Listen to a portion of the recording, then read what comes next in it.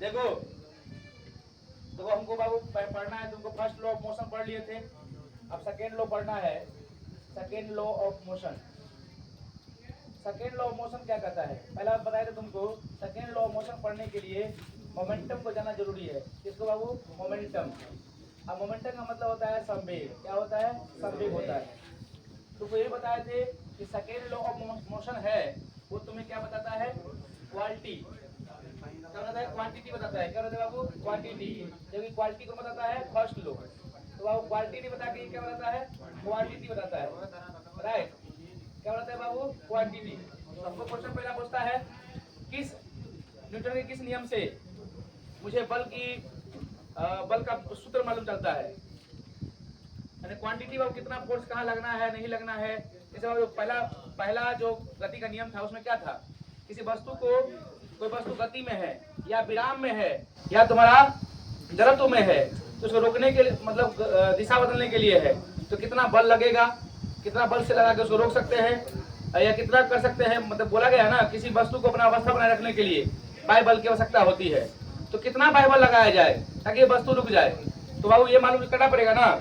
तो देखो ये मालूम करने के लिए हमको क्वांटिटी चाहिए। तो ये चीज बाबू कहाँ मिलते हैं? सेकंड लॉ में मिलते हैं। ये न्यूटन साहब ने बाबू सिद्ध किया था कि देखो ऐसे करेंगे, किस वस्तु को कितना रोकना है नहीं रोकना है, ये मालूम कैसे चलता है? हमको सेकंड लॉ से मालूम चलता है। तो सेकंड लॉ तुम्हारा बाबू किससे संबंधित है? संवेग से। किससे संबंधित है? संवेग से। जब तक संवेग मालूम नहीं चलेगा सेकंड लॉ ऑफ मोशन समझ में नहीं आएगा। अब मेरा बात यह है कि संवेग के बारे में बात चल रहा है। तो देखो संवेग क्या होता है बताओ। हम पहला क्वेश्चन तुमसे ये पूछ रहे हैं कि एक वस्तु है बाबू 20 मीटर प्रति सेकंड की रफ्तार से चल रही है। राइट? ए ध्यान से सुनो, साइंस है तो मजाक नहीं है। पहला क्वेश्चन बोला है कि 20 मीटर प्रति सेकंड की चाल से चल रही है। एक वस्तु है, कोई ऑब्जेक्ट है, वो 20 मीटर प्रति सेकंड की रफ्तार चल रही है। राइट? दूसरा बाबू थोड़ा 30 मीटर प्रति सेकंड की रफ्तार से चल रही है। दूसरा, ये पहला ऑब्जेक्ट है, ये दूसरा ऑब्जेक्ट है। किसको रोकने के लिए सबसे अधिक फोर्स लगेगी? हाँ? किसमें अधिक फोर्स लगेगी रोकने के लिए? एक वस्तु की स्पीड 20 मीटर प्रति सेकंड है, दूसरे वस्तु की स्पीड 30 मीटर प्रति सेकंड है। किसको रोकने के लिए सबसे अधिक फोर्स लगेगी? 20 को? 30 को? पक्का? यही हमारे भारतीय शिक्षा नीति है। ठीक है? कैसे 12 पास किया मेरे भाई? ये नहीं आया था। देखो 20 मीटर प्रति सेकेंड है, ये बाबू 30 है। हो सकता है बाबू किसी का मास ज्यादा हो, तो फोर्स मास पे डिपेंड करता है। हम कल से ही पढ़ा रहे हैं। जैसे बाबू हम 85 किलो के आदमी है, आइए बाबू 70 किलो का आदमी है, तो मुझे धकेलने के लिए ज्यादा फोर्स ना चाहिए। तो जरूरत का मतलब क्या होता है? मास होता है, मास को दिखाता है जरूरत। तो मेरा मास ऑफ इनर्शिया ज्यादा होगा तो फोर्स भी ज्यादा लगेगा। बाबू हो सकता है कोई बड़ी सी गाड़ी है जिसकी स्पीड बाबू 20 मीटर प्रति सेकंड है, अब कोई छोटी सी गाड़ी उसकी स्पीड 30 मीटर प्रति सेकंड है, ये भी तो हो सकता है। तो फोर्स डिपेंड करता है मास पे। फोर्स डिपेंड करता है मास पे। मास स्पीड चाहिए बाबू। जब तक मास स्पीड नहीं मालूम चलेगा हम एक्यूरेट चीज नहीं निकाल सकते, कितना फोर्स जनरेट करेंगे नहीं करेंगे। ठीक है? तो बाबू इसी को देखो हम पहला क्या देखें, इसमें स्पीड तो मालूम चल रहा है, लेकिन जब तक वह मास नहीं मालूम चलेगा तो क्या स्पीड मालूम चल पाएगा? फोर्स मालूम चल पाएगा कितना फोर्स लगा रहे हैं नहीं लगा रहे हैं?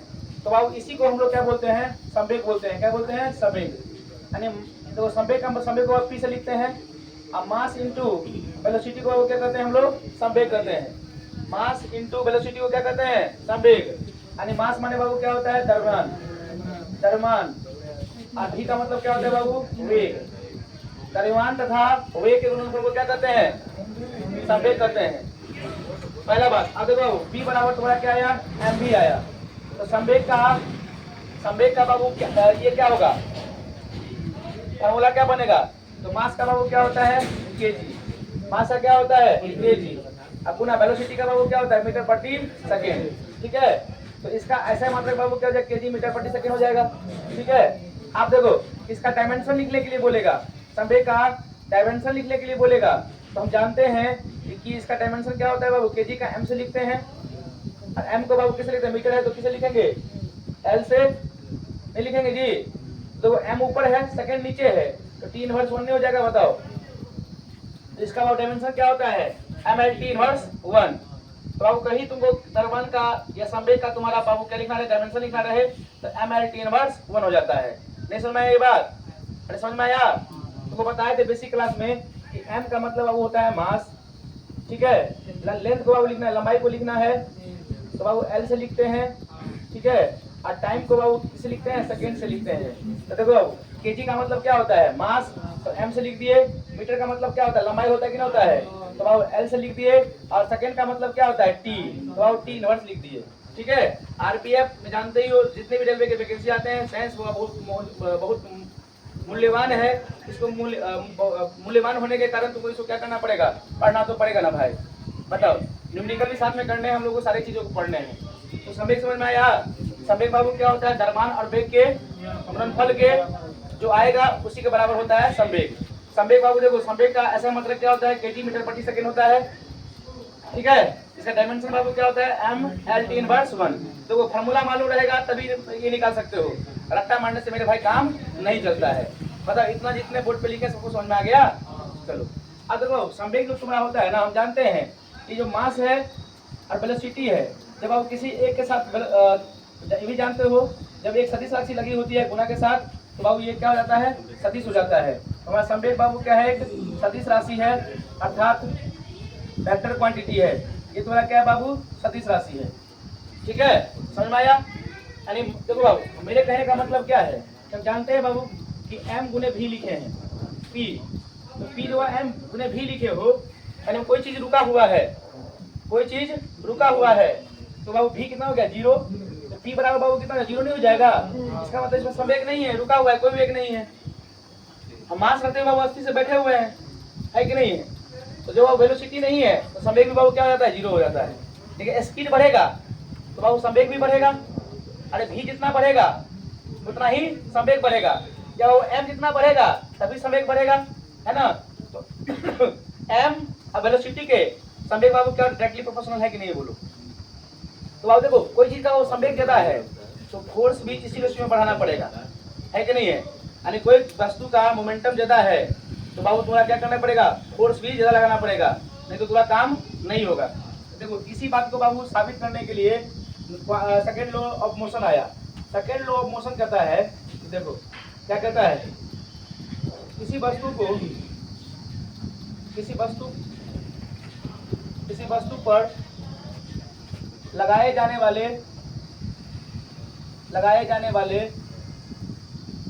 बाह्य बल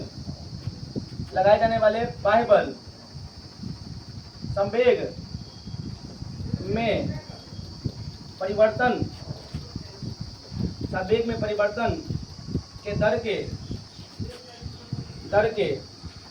समानुपाती होता है। क्या होता है बाबू, समानुपाती होता है।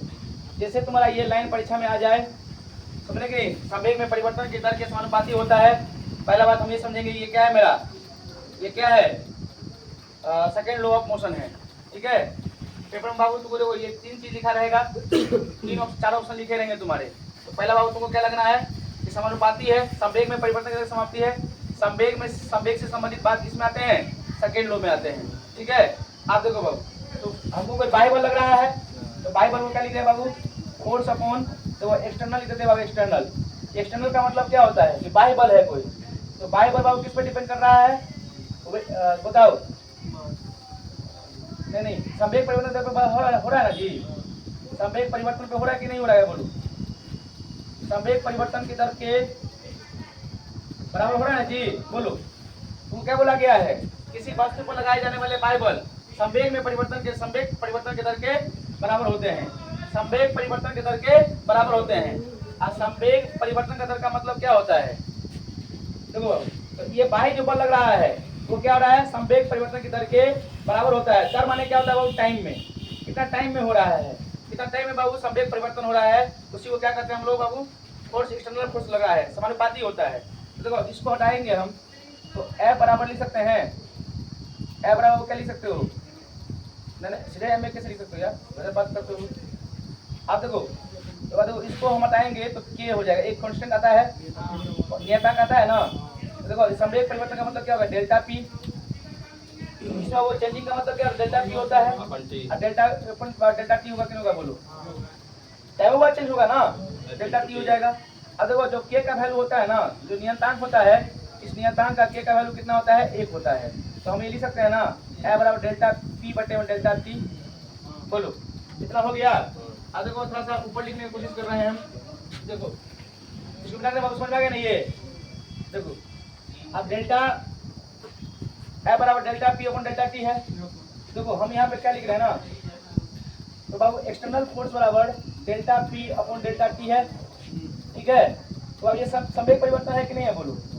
तो हम ये लिख सकते हैं, संवेग परिवर्तन का मतलब बाबू क्या होता है कि पी पहले बाबू P2 के चाल से चल रहे थे। मेरा संवेग बाबू जो P1 था, मेरा संवेग बाबू क्या था, P1 था, अब थोड़ा P2 हो गया है। और डेल्टा मतलब क्या होता है, डेल्टा पी का मतलब ये होता है कि फाइनल माइनस इनिशियल, शुरुआत में कितना था, अब कितना है। तो अब क्या P2 माइनस P1 नहीं होगा, बोलो।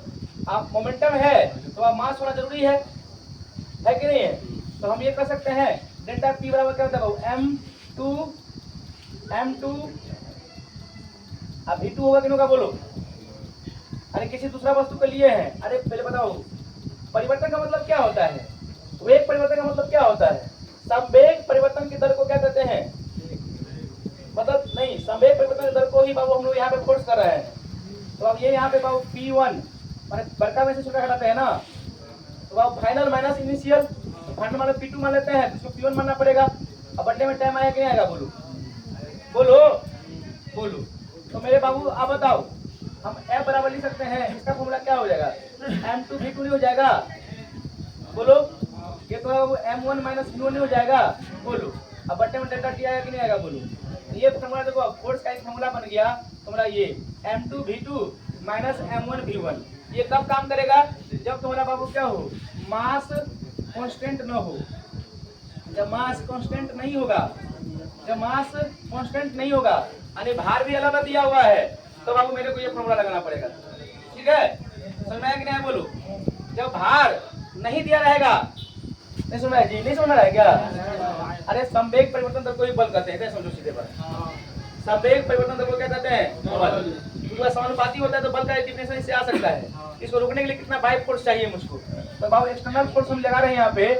तो बाबू ये मान लीजिए P2 माइनस P1 होगा, शुरू में कितना संवेग था, अभी कितना हो गया है, तो फाइनल माइनस इनिशियल करेंगे तो ही अंतर आएगा, बोलो। जैसे बाबू हम मान लेते हैं कि पहले मेरा था तुम्हारा कितना 50 kg मीटर प्रति सेकंड था, अब मेरा बढ़ के हो गया है मोमेंटम 7 kg मीटर प्रति सेकंड हो गया है कि नहीं है। तो अब इसी को बोला जा रहा है, तो ये हो गया, ये पहले था, ये u था, ये थोड़ा v होगा कि नहीं होगा, बोलो। तो अभी पहले था, अभी इतना हो गया है, बोलो। तो अब इसे लिखे हैं कि पहले चाल कितना था आपका, अब कितना हो गया है, तो ये दोनों का अंतर न हो जाएगा। देखो मान लीजिए कि ये वाला वस्तु कितना किलो दिया है, इतना किलो दिया है, यानी जब बाबू मास माने द्रव्यमान, जब द्रव्यमान कांस्टेंट नहीं हो तो वैल्यू तुमको इससे निकालना पड़ेगा फोर्स का, ठीक है।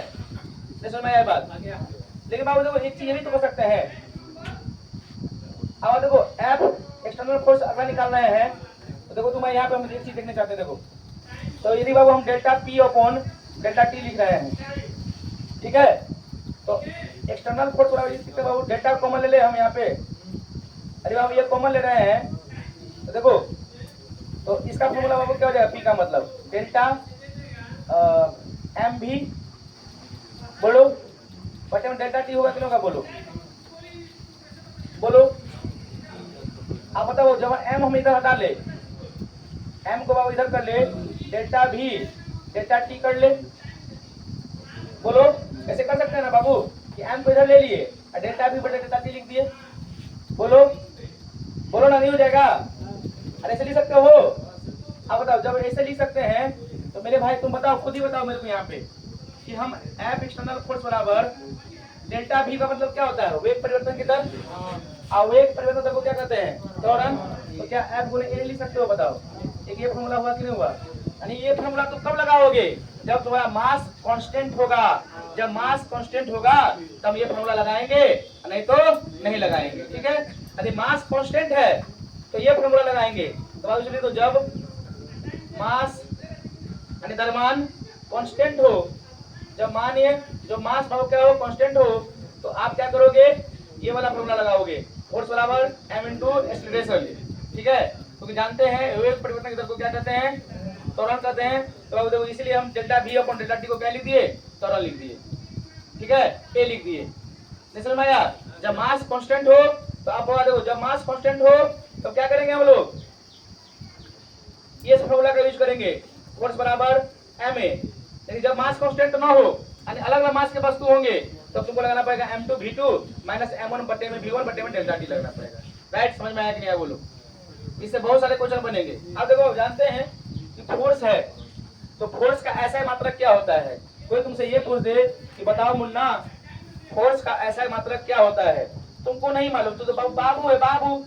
अब देखो कैसे बोला कि हमको नहीं मालूम है, तो देखो जनरली पढ़ा हुआ है ना कि फोर्स का जो ऐसा मात्रक होता है न्यूटन होता है। राइट, तो अब इसको न्यूटन लिख दिए, रट्टा मारे हुए थे, लेकिन संजोग से बाबू तुम्हें ऑप्शन में नहीं दिया हुआ है, तब कैसे लिखोगे? तो देखो तब तुमको ये बेसिक याद आएगा कि मास को किससे लिखते हैं हम लोग, केजी से लिखते हैं। मास से किससे लिखते हैं, किलोग्राम से। एक्सीलरेशन के बाबू किससे लिखते हैं, मीटर प्रति सेकंड स्क्वायर से। तो देखो 1 न्यूटन बराबर कितना होता है, कितना होता है। राइट, यानी हम यहाँ पे लिख सकते हैं, देखो यहाँ पे बाबू लिख रहे हैं हम, यानी 1 न्यूटन बराबर कितना होता है, केजी मीटर प्रति सेकंड स्क्वायर होता है। ये समझ में आया बात, बोलो कि नहीं समझ में आया? समझ में आया? समझ में आ रहा है? यानी 1 न्यूटन बराबर कितना होता है, केजी मीटर प्रति सेकंड स्क्वायर होता है। ठीक है, या तो अब ये लिखो चाहे ये लिखो, यानी ये लिखा है तो न्यूटन में लिख सकते हो। ठीक है, 1 न्यूटन बराबर कितना होता है, केजी मीटर प्रति सेकंड स्क्वायर।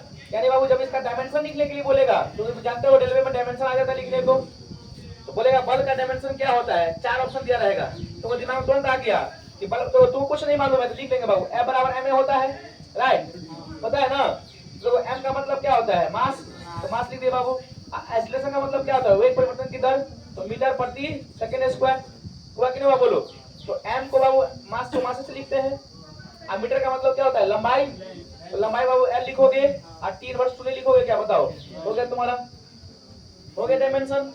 फटाफट डायमेंशन निकाल दोगे बाबू, किसी चीज का कुछ भी निकाल सकते हो, पहले तुमको फार्मूला मालूम है तो। डायमेंशन बाबू तुम्हारे रेलवे के लिए तो बताना है, लोग टॉपिक इसलिए बाबू फार्मूला बहुत पूछता है इसमें। तो m l t इनवर्स 2 हो गया। अब बात ये उठती है कि सर जी इसका ऐसे मतलब लिखो, 1 न्यूटन बराबर केजी मीटर प्रति सेकंड स्क्वायर हो गया। राइट, अब क्या होता है कि तुमको एक चीज बाबू इसमें और पूछ देगा, जानते हो कि फोर्स का जो ऐसा मात्रक होता है टाइम भी होता है, तो बोलेगा 1 न्यूटन में कितना टाइम होता है, कितना टाइम होता है 1 न्यूटन में कितना टाइम, वाला टाइम नहीं जो आदमी को मार देता है, वाला टाइम नहीं बोल रहे हैं। 1 न्यूटन में कितना टाइम, बेटा मरे हो 10 के पावर 5 टाइम होता है। 10 के पावर 5 टाइम होगा किलो का बोलो, 10 के पावर 5 टाइम होगा किलो का बोलो, 10 के पावर 5 टाइम होगा किलो का बोलो। तो बोले सर जी आपके यहाँ पढ़ रहे हैं तो कॉन्सेप्चुअल पढ़ाई होता है, कॉन्सेप्ट बताइए, रट्टा नहीं मारना है, तो उसी को बाबू इसको मिटा दे बाबू थोड़ा सा। अब जानते हो कि 1 न्यूटन बराबर क्या होता है बाबू, केजी मीटर प्रति सेकंड स्क्वायर होता है।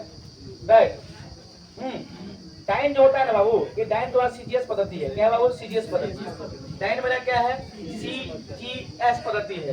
जब डाइन सीजीएस पद्धति है तो सीजीएस मतलब क्या होता है, सेंटीग्राम, सेंटीमीटर, ग्राम और ये सेकंड होता है। ठीक है, यानी बाबू सबको किसमें चेंज करना पड़ेगा, हाँ, तो जो मीटर है तो सेंटीमीटर चेंज करेंगे, मीटर है तो सेंटीमीटर चेंज करेंगे, और जो अब किलोग्राम दिया है इसको ग्राम में चेंज करेंगे। तो बाबू 1 न्यूटन बराबर कितना हो जाए, देखो ये बाबू 1000 ग्राम हो जाएगा, बोलो हो जाएगा।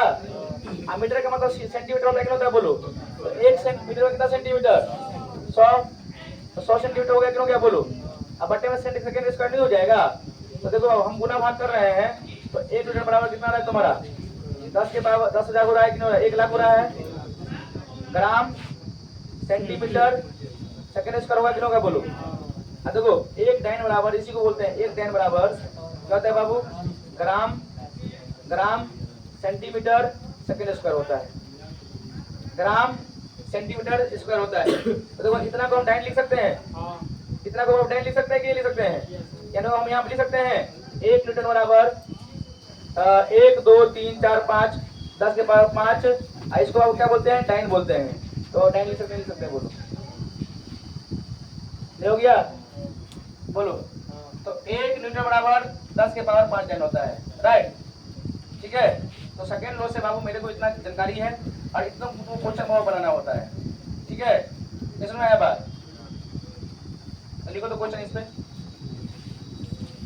समझ में आ गया पूरा? पूरा समझ में आया? पूरा समझ में आ गया? बोलो पूरा समझ में आ गया अच्छे से? कितनी समझ में आया? बोलो। कोई डाउट है तो पूछ लो। आपको इतना जितना बोर्ड पे लिखे हुए हैं, कोई डाउट है तो पूछिए हमसे। कोई डाउट है? बोर्ड डाउट है तो कुछ भी समझ में नहीं आया तो क्या पूछे सर जी?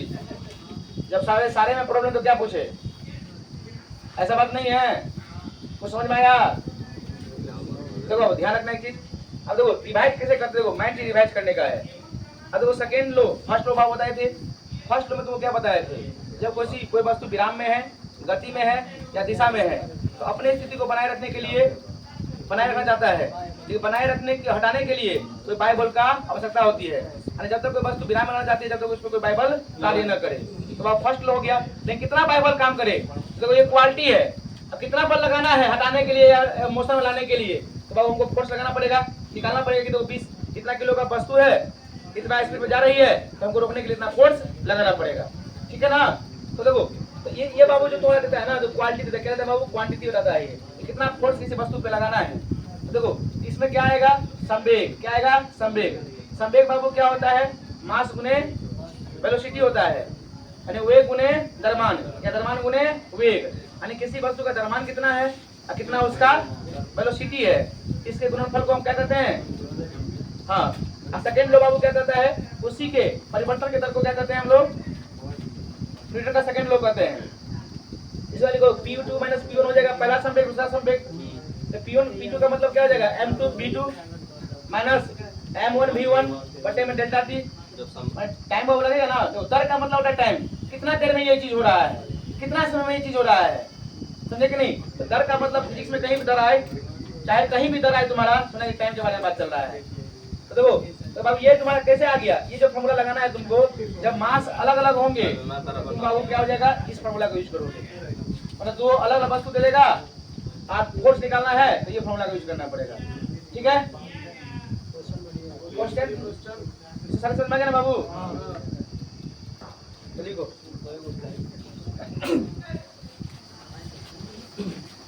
एक वस्तु का द्रव्यमान, एक ऐसे वस्तु एक पिंड लिखो, पिंड। एक पिंड का द्रव्यमान, एक पिंड का द्रव्यमान, एक पिंड का द्रव्यमान, एक पिंड का द्रव्यमान 20 केजी है, 20 केजी है। यदि यह 20 मीटर प्रति सेकंड की रफ्तार से चल रहा हो, यदि वह 20 मीटर प्रति सेकंड की रफ्तार से चल रहा हो, यदि वह 20 मीटर प्रति सेकंड की रफ्तार से चल रहा हो, तो उसे रोकने के लिए कितनी बाह्य बल की आवश्यकता होगी? तो उसे रोकने के लिए कितनी बाह्य बल की आवश्यकता होगी? तो उसे रोकने के लिए कितनी बाह्य बल की आवश्यकता होगी? 400 क्या? बोलो इसे, सीधे 400 बोल देता है। देखो बाबू तुमको मालूम है कि फोर्स बराबर क्या होता है? M A होता है। तुम इतना ही जानते हो, तुमको फोर्स के बारे में कुछ नहीं जानते हो। A बराबर क्या होता है? Ma होता है। A बराबर Ma। देखो मास कितना दिया है, जिसमें केजी लिखा रहेगा मास समझना है। तो मास बाबा कितना दिया बताओ? 20 केजी। स्पीड कितना दिया है? 20 मीटर प्रति सेकंड दिया है। आप देखो तुम बताए जैसे काम क्या किया, हम तुरंत नहीं बोले हैं, तो देखो M बोले V करके निकाल दिया तुम, तो संवेग ना निकला जी, तो संवेग नहीं निकाल सकते हैं, फोर्स किसे निकालोगे? तो आंकड़े क्या है? अपर्याप्त है। आंकड़े क्या है? अपर्याप्त है। जब तो ये नहीं मालूम चलेगा तो देखो बना नहीं सकते हम लोग ना, है ना? नहीं समझ में आया? यदि ये त्वरण होता, त्वरण, तो बाबू क्या होता? जैसे त्वरण कितना दिया बाबू? कितना 20 मीटर प्रति सेकंड स्क्वायर, तब जाके बोलते हैं कि बाबू ये फॉर्मूला सूट करेगा। सभी निकाले, घोड़े को फोर्स निकाले हुए हैं। समझ में आया मेरा बात? समझ में आया? चलो कुछ क्वेश्चन बाबू करवाते हैं।